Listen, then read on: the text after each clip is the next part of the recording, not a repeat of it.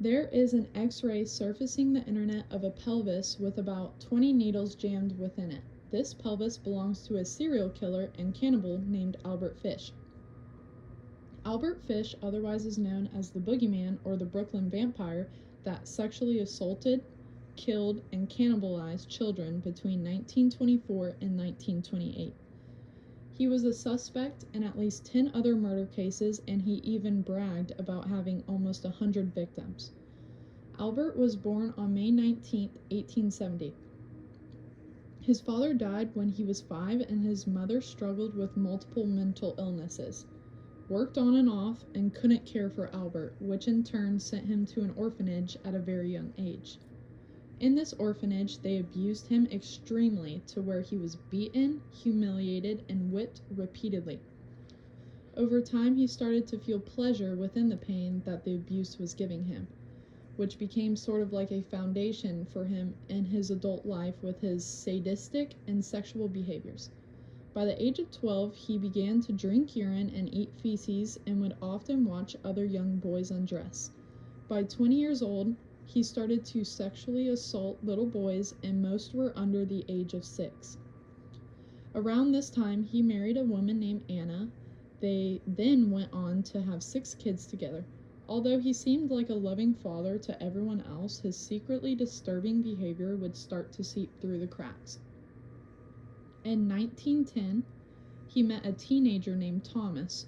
Once beginning a relationship towards him, Albert took Thomas into his farmhouse where Albert tortured him consistently for 2 weeks.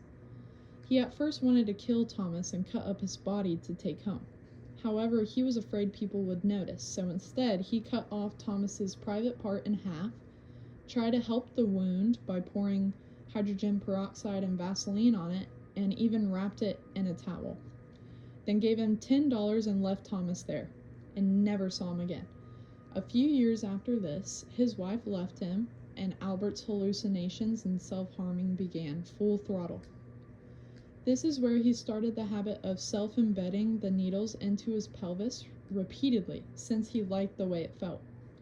He also repeatedly hit himself with a nail-studded paddle for his pastime.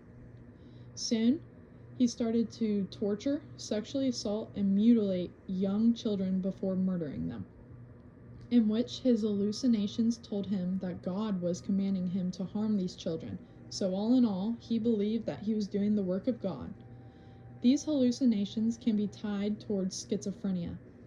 He would use horrifying tools that he called the implements of hell on these young children. Some of the tools that he called the implements of hell were a meat cleaver, a handsaw, and a butcher knife. He went on to murder 10-year-old Grace Budd in the summer of 1928. Albert saw an ad for work, which at first he wanted. Then, when he got to the location, he met 10-year-old Grace, the sister of the man that put out the ad for work, and then convinced the parents to let 10-year-old Grace go with Albert to his niece's birthday party. Spoiler alert, it wasn't a birthday party, it was a total lie. Instead of his niece's birthday party, he took her to an abandoned warehouse in New York, where he strangled her to death, decapitated her, and then cut up her body. He then ate most of her remains within a few days. One of the most disturbing things that Albert was known to do was write letters to the parents of his victims, explaining in raw detail exactly what he did to their child. He even went as far as explaining how they tasted and how easy it was to lure them. Another one of his victims was a 3-year-old child named Billy and a 4-year-old child named William. They were last seen playing in the hallway of their parents' apartment complex. During this, the children had disappeared, and later, the next day, Billy was found on the roof. When police asked the 3-year-old what happened, he said that the boogeyman took him. A witness later identified Albert as the man that kidnapped the little boys, Billy and William. William's body was never found. However, Albert wrote a disgusting letter about what he did to William, Albert also wrote how William's body tasted and how Albert ate his body parts like stew in a soup, and he sent that to William's parents. Albert was then arrested for the murder of 10-year-old Grace Budd. He was then executed by the electric chair in 1936. The night before his execution, Albert wrote his confessions on a piece of paper and then gave it to his lawyer.